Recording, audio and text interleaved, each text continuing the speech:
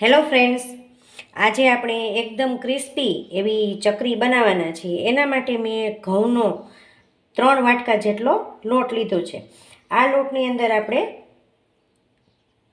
3 ચમચી જેટલું સિંગ તેલનું મોણ આપીશું.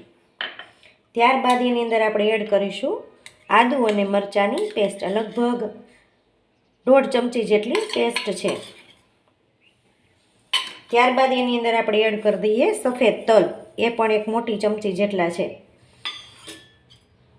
અડધા લીંબુનો રસ અને સ્વાદ મુજબ મીઠું. અહીંયા મેં 1 ચમચી મીઠું લીધું છે. ત્યારબાદ એની અંદર આપણે એડ કરીશું અડધી ચમચી હળદર. અહીંયા આપણે આદુ મરચાંની પેસ્ટ લીધી છે એટલે લાલ મરચું એડ કરતા નથી. અને હવે એની અંદર આપણે એડ કરી દઈશું મલાઈ. આ મેં 1 કપ મલાઈ છે એ આપણે એની અંદર એડ કરી દઈએ. આ તાજા દૂધને ગરમ કરી અને ઠારી અને ફ્રીજની અંદર રાખી દીધું હતું 2 કલાક માટે. એટલે સરસ મજાની મલાઈ જામી ગઈ છે. એ મેં ઉપરથી 1 કપ જેટલી લીધી છે. હવે આપણે લોટને બરાબર મિક્સ કરી દઈએ બધી વસ્તુ. મલાઈથી આપણે લોટ બાંધીશું એટલે આપણી ચકરી છે એ એકદમ ક્રિસ્પી બનશે અને મોઢામાં મૂકતા ઓગળી પણ જાય એવી સરસ સોફ્ટ પણ બનશે. તો મલાઈથી લોટ બાંધવાથી આપણી ચકરી છે એનું બાઇન્ડિંગ બરાબર રહે છે. લોટ બાફ્યો નથી એટલે ચકરી છૂટી પડવાની જે સમસ્યા થાય છે એ પણ નહીં થાય. તો આ રીતે આપણે મલાઈથી મોણ દઈ દેવાનું છે. અંદર મેં 3 ચમચી જેટલું સિંગ તેલ પણ એડ કર્યું છે. તો આ રીતે આપણે બરાબર મોણ દઈ દીધું છે. જો એકદમ લાડવો વળી જાય એવું મોણ થયું છે. હવે ધીમે ધીમે આને આપણે લોટ બાંધી લેવાનો છે. તો અહીંયા આપણે પાણીને બદલે છાશથી લોટ બાંધવાના છીએ.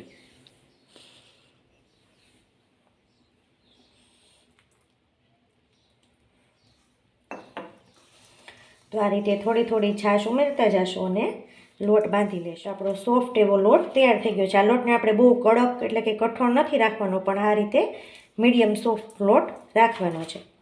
તો હવે આપણે એને મશીનની અંદર ભરી દઈએ. તો અહીંયા મેં સંચો છે એને બધી રીતે ગ્રીસ કરી લીધો છે અને આપણી આ ચકરી છે તો પહેલાં આપણે ફિટ કરી દઈએ.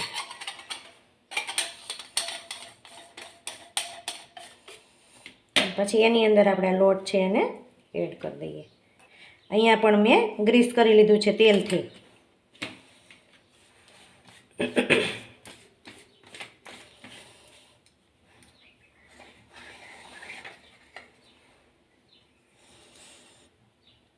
તો હવે આપણે ચકરી પાડી લઈએ.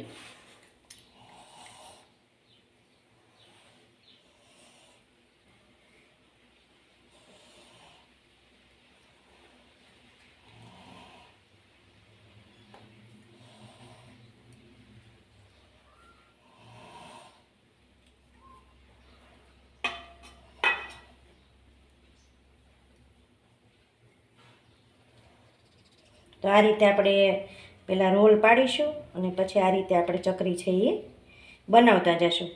જેવડી માપની રાખવી છે એવડું કટ કરી અને ત્યાં આપણે સેજ દબાવી દઈશું. તો જો આ રીતે આપણે બધી ચકરી તૈયાર કરી લીધી છે. હવે આપણે એને તળી લઈએ.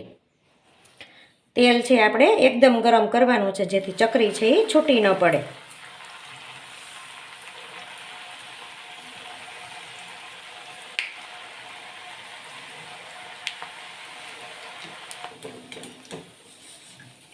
તો આપણી ચકરી છે એ સરસ રીતે તળાઈ ગઈ છે.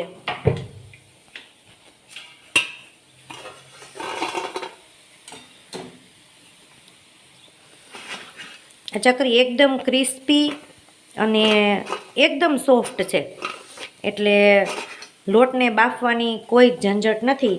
આ રીતે ચકરી છે એ ફટાફટ 15થી 20 મિનિટની અંદર છે એ તૈયાર થઈ જાય છે અને બાળકોને નાસ્તામાં ચકરી છે એ ખૂબ ભાવે છે. એકવાર આ રીતે પણ ટ્રાય કરી જોજો.